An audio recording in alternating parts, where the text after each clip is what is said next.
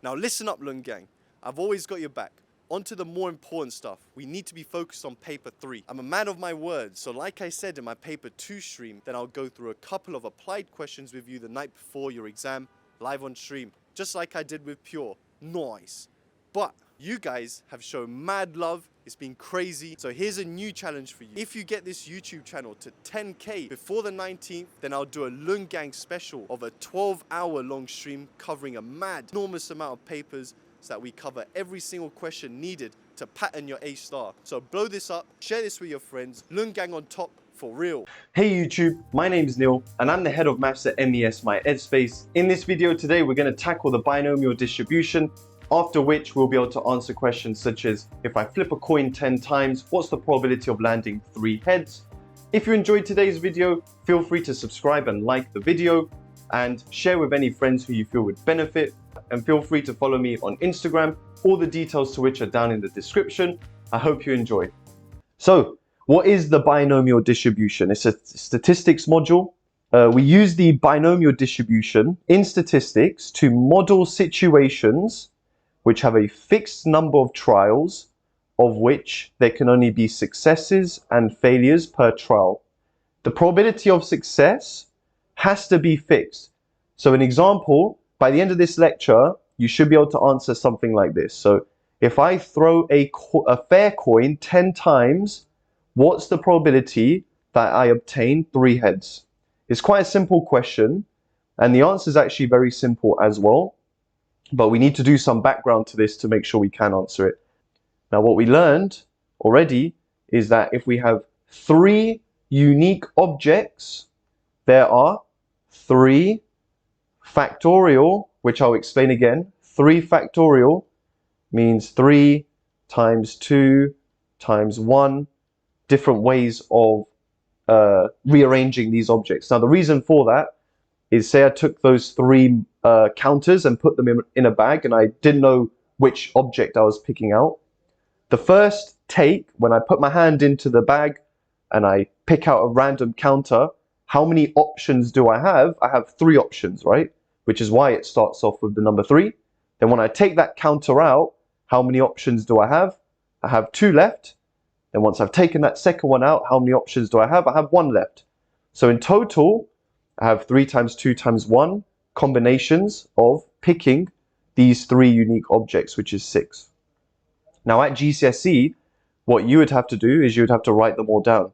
Blue, red, yellow. That's what you'd have to do at GCSE, right? But at A levels, we're not looking to list our combinations. We just want to write them down. Yeah. So remember, n factorial. Remember, n is just a random number. If I have n counters in my bag, there are n factorial different ways of rearranging them. Yeah. So in this case, there's 3 counters, so there's 3 factorial ways of arranging them, right? So if I have 4 objects, yeah, you should be able to just tell me in your head for now. If you want to type it, you can type it. But if we have 4 unique objects, then in total we have 4 factorial different ways of arranging them. And you could probably imagine, like, as we have more and more counters, you know, the number of ways in which we can arrange them gets larger, right? So it becomes quite tedious to have to write down what all the different ways are. Now, if you were to calculate it, 4 factorial is 4 times 3 times 2 times 1.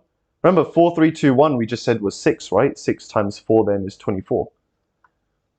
There is 24 different ways of arranging the 4 unique objects, yeah? Now, remember, if you want to use your calculator, then you have your open bracket. Let's get to, like, focus. Open bracket. Then above that, you see it says x to the power minus 1. I'm not sure what it would be for the older GCSE calculator, but you see it says x exclamation mark.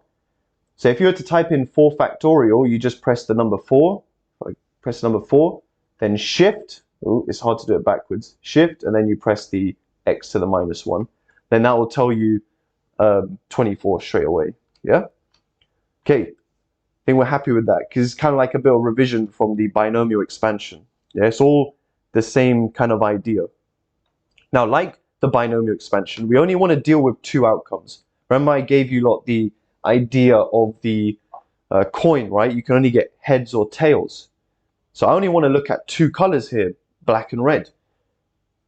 Now, if we wanted to arrange the black and red counters in a unique or in a non-unique way, say these objects were not unique, they were all different, then because there's 4 of them, it would be 4 factorial to arrange them, right?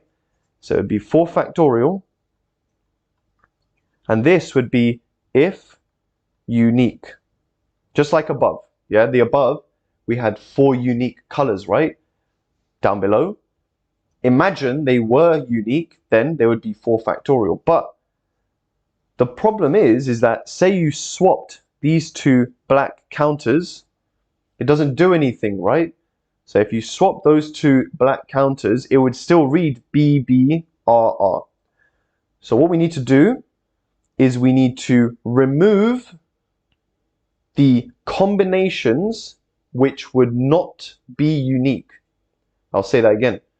We need to remove, when I do my list, yeah, of all the things, if I do all the list, I need to remove the combinations which would not be unique.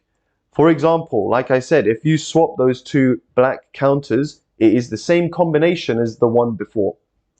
Now, the way we remove it is through division. Yeah, 4 factorial is multiplication, right? So to remove combinations, we need to divide, yeah? We need to remove the number of combinations of arranging 2 black counters. What's the number of ways of arranging 2 black counters? Well, it's 2 factorial. Just like how do you arrange 4 objects is 4 factorial. So we remove 2 black objects by dividing by 2 factorial. How do we remove? The same idea with the 2 reds. Yeah, if you have 2 red counters, yeah, switching the 2 red counters doesn't make a difference, right? So we need to remove the number of ways of arranging 2 non-unique red objects. How do you do that? Well, there's only 2 of them, so it's 2 factorial. So we have 2 factorial red. So this is the non-unique red. And I won't write this one down, but that is the non-unique black that we're removing. We're getting rid of them. Yeah? Now, if we were to calculate this the long way, 4 factorial is 4, 3, 2, 1. 2 factorial is 2 times 1 times another 2 factorial, which is 2 times 1. We can do some cancellation here, right? 2 times 1 cancels. You could even do some cross cancelling here as well. Or you could say 4 times 3 is 12 divided by 2 is 6. I prefer to just say 1 and 2. Then 2 times 3 is 6. So even though there's 4 objects here, there's actually only 6 ways we can arrange them in a unique way. Yeah? So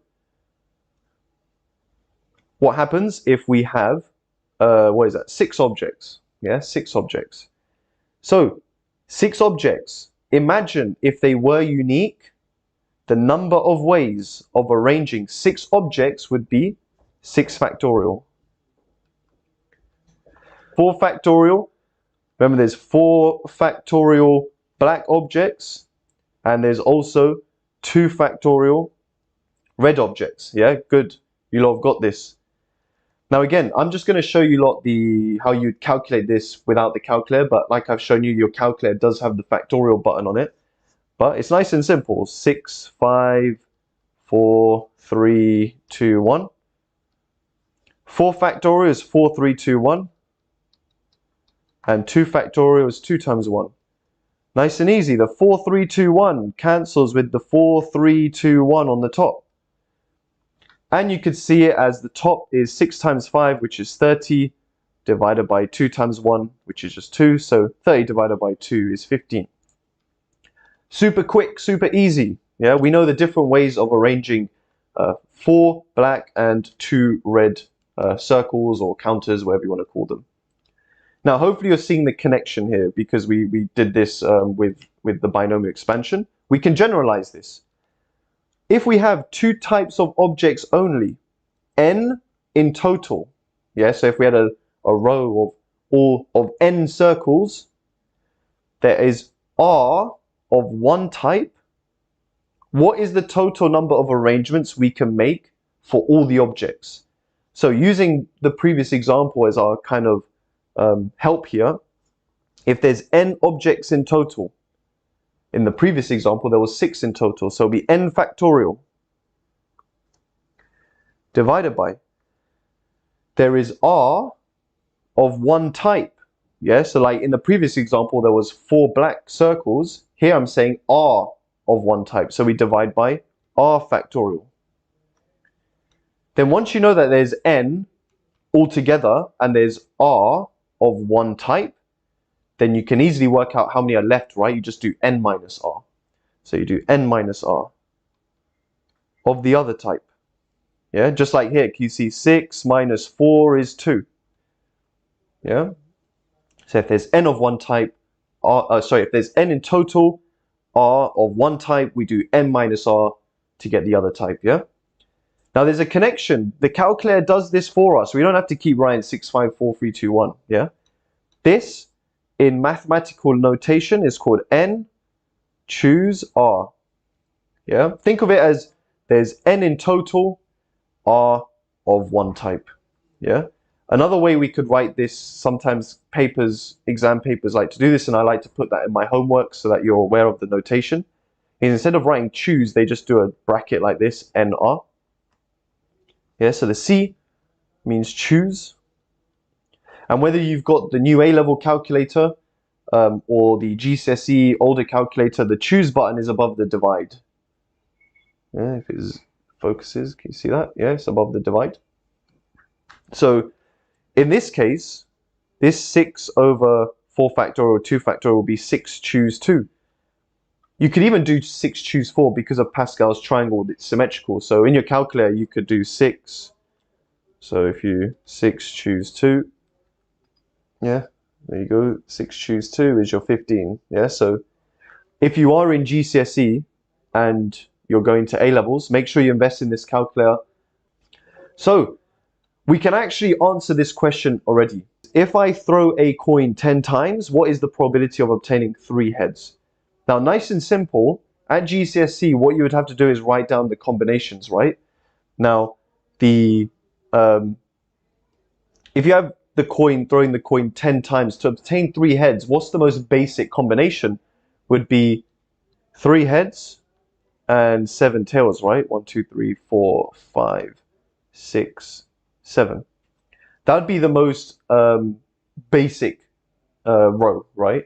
But the thing is that we can calculate what the probability of this is really easily. Well, hopefully. The probability of getting a heads or a tails is a half, right? But the only thing is we need to know what are the different combinations of achieving 3 heads and 7 tails. Yeah, there's 3 heads and 7 tails. We need to know the different ways of doing that. This goes back to our previous thing on the combinations, right? There's 10 in total. So the total number of combinations is 10 factorial. What do you have to divide by? 3 factorial, 7 factorial. And you could have written it the other way around as well if you wanted. Now, as you know, that's 10 choose 3. 10 choose 3. Why don't we put this in the calculator? So 10 choose 3. 120. There's 120 different ways of getting 3 heads and 7 tails. So there's 120 different ways. Now we can calculate the probability. All we need to do is say, look, this row, what's the probability of getting 3 heads and 7 tails? Well, we should know from our GCSE. If I was to just ask you, what's the probability of throwing 3 heads consecutively, you'd say half times half times half, right? So that's a half to the power of 3. So this would be a half to the power of 3. That's 3 heads. Then to get 7 tails, you're doing a half times a half times a half times a half times a half times a half times a half 7 times. So it's a half to the power of 7. But remember what we said. there's 120 different ways of getting 3 heads. So the total probability, the probability of 3 heads, I'm just going to say out of 10. Yeah, this is like probability notation. Probability bracket. The probability of getting 3 heads out of 10 is, well, there's 120 ways of getting them. Yeah, 120 different combinations. Then I just need to multiply. All these rows would have had the same probability. So I just need to multiply it by the probability of one of the basic combinations, which is 3 heads and 7 tails. So 1/2 to the power of 3, 1/2 to the power of 7. And we just round it. So if you have your calculator, why don't we type this in? 120 times 1/2 to the power of 3 times 1/2 to the power of 7. Now you do get a fraction, to be fair. Let's just decimalize it. So if any kind of probability distribution question, A levels, we always like 4 decimal places. So 0.1172. That's your answer. So you can model a random variable x with the binomial distribution B bracket NP if there are a fixed number of trials, N. There are 2 possible outcomes, success and failure.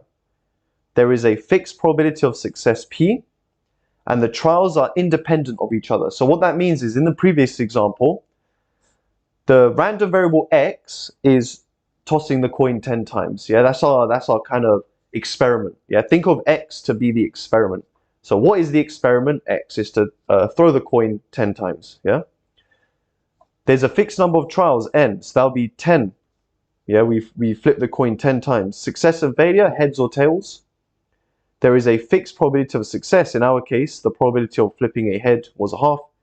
Trials are independent of each other, meaning, you know, flipping a coin now wouldn't affect you flipping it again the next time, as in the outcome. Yeah, so the outcomes don't affect each other. So in our case, for the throwing the coin, our experiment, now we like to use a squiggly line here. That means distributed as a binomial, 10 trials, and the probability of flipping a head is 1/2. Yeah, so this squiggly line means distributed as, yeah, a binomial, 10 trials, the probability is 1/2 of getting a success. Yeah. Now this one is, it looks like really weird, right? But it's actually not hard at all. So the probability of our successes, yeah, so in the previous example was 3 heads. So the probability of X equaling R equals N choose R. So remember that is this thing here, the number of combinations. So here we have the number of combinations. This is the number of successful trials. Yeah, P is the probability of success, right? R is the number of successes. So if I said in the previous example, 3 heads, we did 1/2 to the power of 3, didn't we?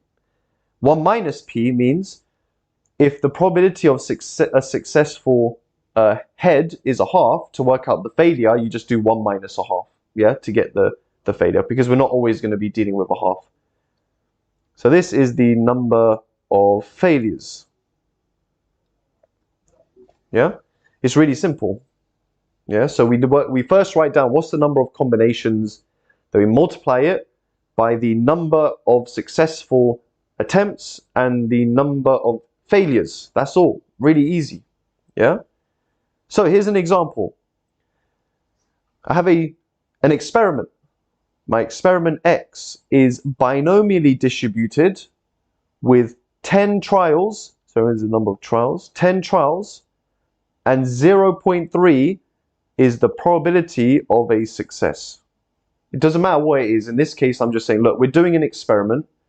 There's 10 trials and the probability of success is 0.3. That's all. Yeah. Find the following probabilities. What's the probability of 1 successful attempt out of 10? Well, nice and easy.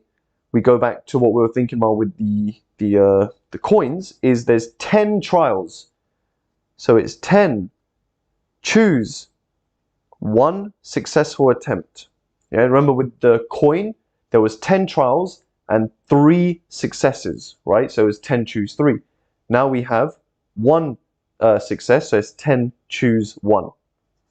Then we multiply it by how many successes did we want? It was 1. But what's the probability of success is 0.3. 0.3 to the power of 1. Times. What's the probability of failure then? If 0.3 is the success, then the failure is 0.7. If there was 1 success out of 10, how many failures would there be? 9. So it's power 9. That's all it is. So we get 0.1211. Okay, the probability that x equals 0. Now remember, x equals 0 means no successes. 0 successes. So no successes. So I'm just saying that in words just because you need to understand what x equals and all that stuff means. So no successes. But the reason I'm spelling this out for you is because we don't actually have to go with this binomial formula, because this is too complicated for something like no successes. No successes means all failures. It means all failures. If I'm going to do an experiment and do it 10 times and I want all failures, then the probability of failure, remember we said is 0.7, right? Now we're doing this experiment 10 times. So if we're going to have all failures, then it's just 0.7 to the power of 10. Remember, it's fail, fail, fail, fail, fail 10 times. So that you're just doing 0.7 multiplied by itself 10 times. So very simply, it's just 0.7 to the power of 10. It's 0.0282. And that's it. There's your answer there. Finally, what's the probability of x being bigger than or equal to 2? So what this means is if we do the experiment 10 times, what's the probability that you get 2 or more successes? So 2 successes, 3 successes, 4 successes, all the way up to 10. Now the thing about a question like this is it's quite long to say, oh, what's the probability of 2 successes plus 3 successes plus 4 successes? An easier way to do this is saying, look, all the possibilities, all the different combinations you can have add up to 1. All probabilities must add up to 1, right? So if you were to think of this on a number line, 0, 1, 2, 3, 4, 5, 6, 7, 8, 9, 10. These are the different number of successes we could have. You could have no successes all the way up to having all 10 being successes. They're asking us to do 2 or more. They're saying, what's the probability of 2 plus 3 plus 4 plus 5 all the way up to 10? An easier way is saying, look, all of this must add up to 1. All of these probabilities must add up to 1. So I'm going to do that instead, and I'm going to subtract these 2 here. That will give me the rest. So the probability that x is bigger than or equal to 2 is just doing 1. Just take all the probabilities and subtract 0 and 1. I'm going to subtract 0 and I'm going to subtract 1. I'm going to subtract those probabilities. And actually, if you notice, we've done this already. So it's 1 minus x is 0 was 0.0282 minus this one, which is 0.1211. 0.8507. Much quicker. Yeah? Right guys, I hope you learned something new today and you enjoyed the video. If you did, feel free again to subscribe and like the video. Share it with your friends if you feel like it will benefit them as well. And feel free to follow me on Instagram as well. All the details are in the description below. And I look forward to seeing you in my next video. Peace.